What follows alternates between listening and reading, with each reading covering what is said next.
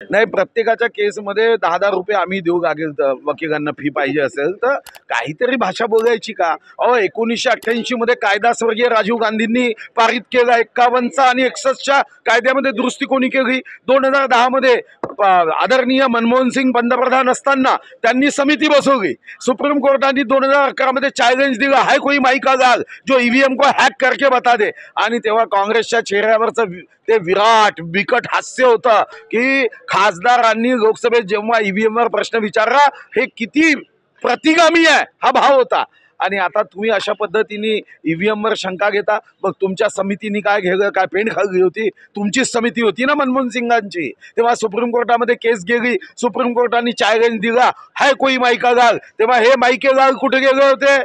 Swiss बँकेत गेले होते का विड्रॉ करायला किंवा डिपॉझिट करायला? काहीतरी बोलायचं, शंका निर्माण करायची, भ्रम निर्माण करायचं.